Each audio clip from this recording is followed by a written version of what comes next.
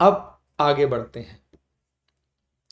अगला शुरुआत ये कहता है कि पेपर में अप्रोक्सीमेशन का क्वेश्चन था एक शिफ्ट में। आइए,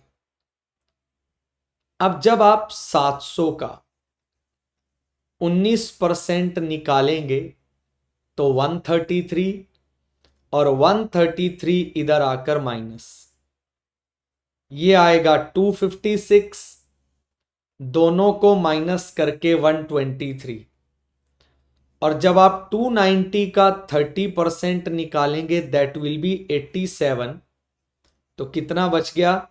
36 बच गया। तो अब आपको बताना है कि 225 का कितना परसेंट जो है 36 होगा, यानी 36 होगा। ये हमारे सवाल का टारगेट रहने वाला है जब हम इसको सॉल्व करेंगे। फिर से देख लेना, जब 700 का 19% निकालोगे 133, ये 256 आ गया, 133 माइनस करके 123, और इसका 30% निकालोगे 87 आ गया 36, और 225 बाय 100 इंटू क्वेश्चन मार्क करोगे 25 पे 9, 25 पे 4, ये आ गया 4, तो क्वेश्चन मार्क का वैल्यू क्या आ गया? 16 आ गया।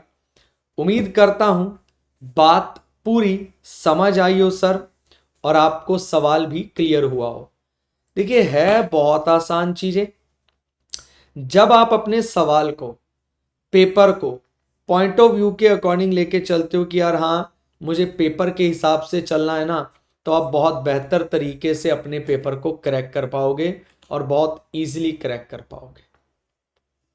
देखिए, 900 का 40% 360, 360 को यहां से माइनस करो 80, और 2500 का 8% निकालोगे 200, और 200 में से 80 गया 120 या 121 कह लो, क्योंकि अप्रोक्सीमेट वैल्यू बतानी है। तो ये लगभग लगभग किसका स्क्वायर हो गया बेटा? 11 का स्क्वायर हो गया।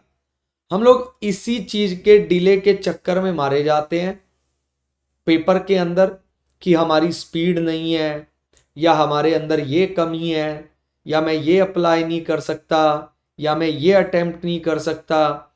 अगर आपने अपनी इस कमी को पूरा कर लिया सर, तो फिर आपको कोई भी दिक्कत होगी नहीं सर, ठीक है ना? ये बात याद रखना भाई। जब हम कहते हैं ना हम लोग तैयारी को थोड़ी नियत से करते हैं, तो बस वो नियत वाली बात जो है ना, वो आपके हमेशा जो कहोगे ना, चीज़ें बेहतर बनाती रहेंगी, हमेशा चीज़ें बेहतर बनाती रहेंगी। बट ये बहुत ज़्यादा ज़रूरी है कि आपको एफर्ट ज़रूर डालने पड़ेंगे, और यही काम आज का स्टूडेंट कर नहीं रहा, एफर्ट डालने का, स्पीड बढ़ाना बहुत ज़रूरी है। श्रुति बच्चे, मैथ्स हो या कोई भी सब्जेक्ट हो, आपका टाइम आप उसी हिसाब से अरेंज कर लेते हो जिस हिसाब से पेपर में रिक्वायरमेंट होती है। बस आपको थोड़ा सा एफर्ट यानी हार्डवर्क की ज़रूरत है। बाकी जो आप एक्चुअल में जानना चाहती हैं कमेंट करिए, मैं ज़रूर रिप्लाई कर दूंगा। अब देखिए, ये 14 का स्क्वायर, ये लगभग 18 का स्क्वायर, ये लगभग 19 का स्क्वायर, ये लगभग 24 का स्क्वायर, ये लगभग 27 का स्क्वायर। जोड़ लीजिए आंसर, 51 और 19 70, 70 और 32। आपके सवाल का आंसर कितना आ गया? 102 आ गया।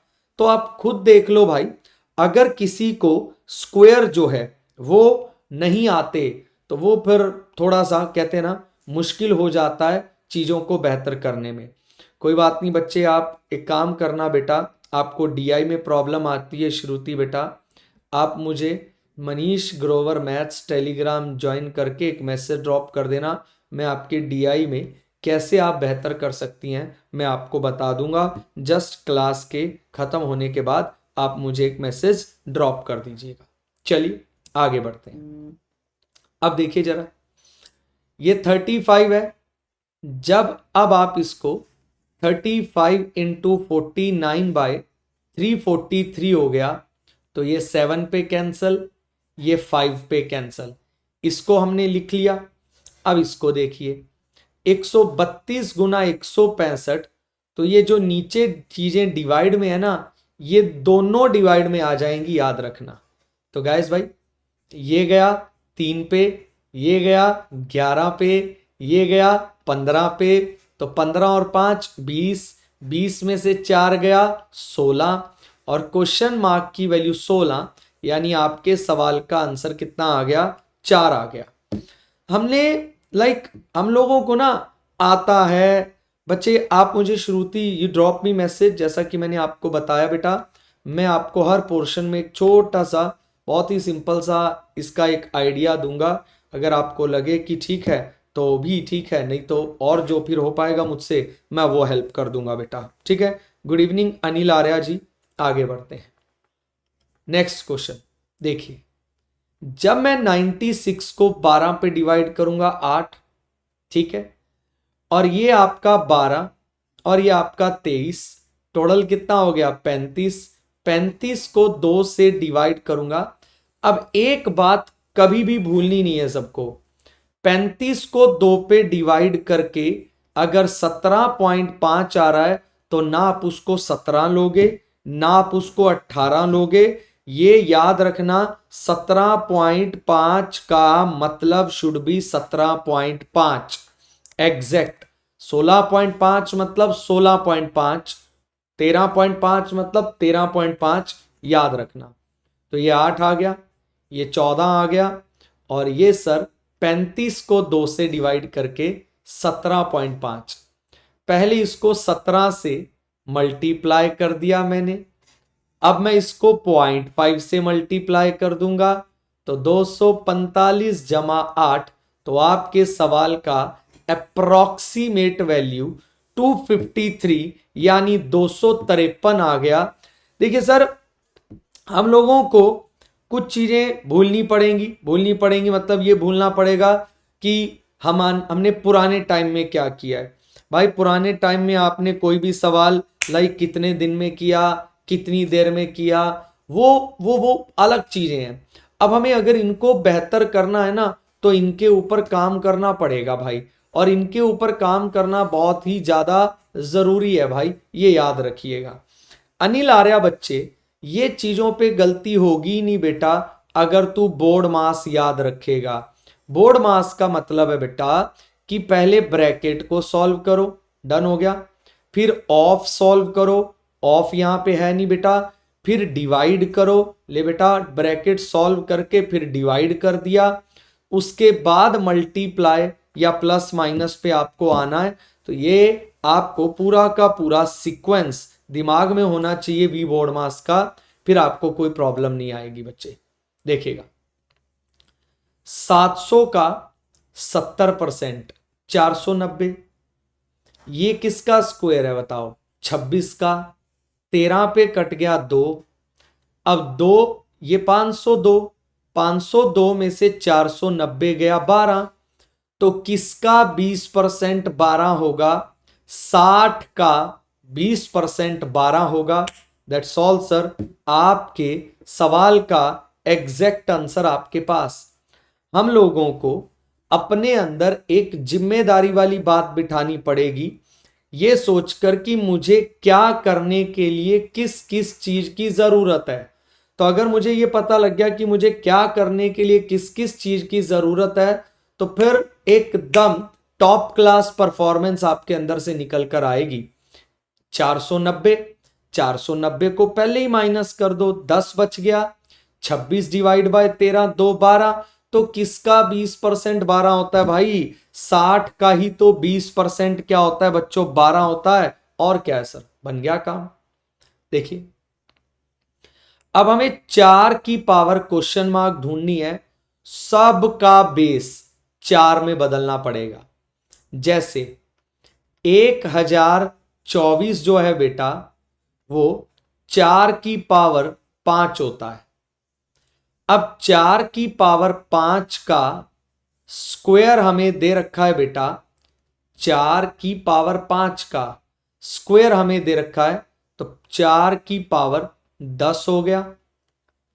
256 4 की पावर 4 होता है और उसकी पावर 1.5 दे रखी है, तो इनको गुणा करोगे 4 की पावर 6, ये 4 का क्यूब, ये 4 की पावर 4, और आपको क्वेश्चन मार्क की वैल्यू निकालनी है कि आंसर क्या आएगा। अब बेटा ये जब बेस सेम होता ना, बेस सेम होता है तो डिवाइड करते हुए पावर माइनस होती है। तो बेटा ये जब इसको माइनस करोगे तो 4 की पावर 4 बचेगा, इधर से ये कैंसल, तो क्वेश्चन मार्क का वैल्यू कितना आ गया, 3 आ गया। यानी आपके सवाल का एग्जैक्ट और करेक्ट आंसर जो है वो कितना आ गया, 3 आ गया। सर लगे रहना पड़ता है, जब हम लोगों को रिजल्ट चाहिए, हम लोगों को बस छोटी सी दिक्कत ही यही है कि हम लोग बस लगे नहीं रहना चाहते। हम चाहते हैं कि भाई कम में काम चल जाए, पर कम में काम चलना नहीं है सर, आपको बहुत ज्यादा मेहनत करनी पड़ेगी भाई। मैं बार बार एक ही बात बोल रहा हूं, अगर कोई ऐसा बंदा आपको अपनी लाइफ में मिला है ना अब तक कि भाई बिना मेहनत के पेपर क्लियर हो गया, तो सर आपका बेवकूफ बना रहा है, बस ये बात याद रखना। इससे ज्यादा मैं आपको और कुछ नहीं बोलूंगा भाई, ठीक है। तो याद रखें सर कि क्या है मुद्दा, वो क्लियर कर लो बेहतर तरीके से, ठीक है। आगे बढ़ते हैं। लो भाई अगला, अब है रॉन्ग वन आउट। साफ पता लग रहा है multiply by 3, multiply by 2, multiply by 4, multiply by 5, multiply by 6, multiply by 7, तो यहां मल्टीप्लाई बाय 1 होगा तो ये 6 होगा। यानी 2 इज आ क्या, रॉन्ग नंबर। आपके सवाल का जो गलत नंबर है वो 2 है। आई होप आपको ये बात समझ आई हो। आगे बढ़ते हैं। यहां मुझे लग रहा है कि डिफरेंस चेक करते हैं, 4 आगे 16, यहां पर आपका डिफरेंस है कितना, 34। यहां पर अगर आप डिफरेंस चेक करते हैं तो कितना है, 66। यहां पर कितना है, 100। यहां पर 144, ये 12 का, ये 10 का, ये 2 का, ये 4 का, तो यहां 6 का स्क्वायर 36 आएगा, तो ये 61 हो जाएगा, ये 64 आ जाएगा। यानी 59 इज द क्या, रॉन्ग नंबर। सर जी करना पड़ता है, हम लोगों में बस दिक्कत और कमी यही है कि हम लोग करते नहीं है, और जिस दिन हमने ठान लिया ना कि करना है तो होगा भी और सही भी होगा।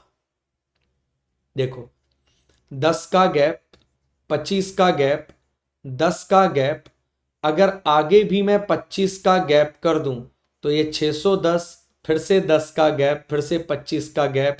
इस बार तो एफर्टलेस था, मतलब ये भी नहीं सोचना पड़ा कि गैप क्या होगा, गैप क्या नहीं होगा। इस बार बिल्कुल एफर्टलेस रिजल्ट था सर। सेम दिख रहा है कि मुझे गैप चेक कर लेना चाहिए।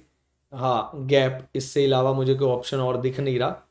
तो 7 है, 19 है, आगे 37 है, आगे अगर गैप निकालें तो 61 है, सॉरी अगर आगे गैप निकालें तो 95 है, नहीं 95 नहीं 93 है, अगर आगे निकालें तो 125 है।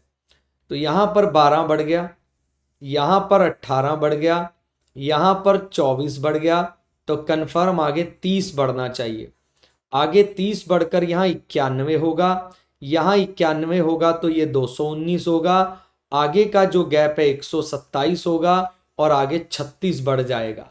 यानी जस्ट इन मिनट्स आपने सेकंड्स बता दिया कि रॉन्ग नंबर जो है वो 219 होगा।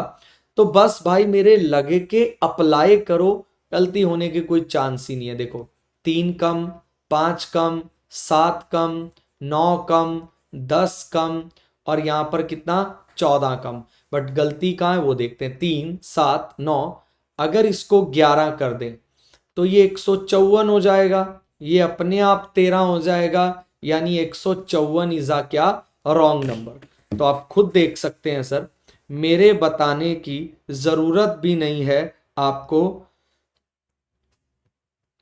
कि क्या है क्या नहीं। तो भाई बस अपने सवालों को प्रैक्टिस में बढ़िया तरीके से लाओ, तो आपको 1% भी दिक्कत नहीं होगी सर।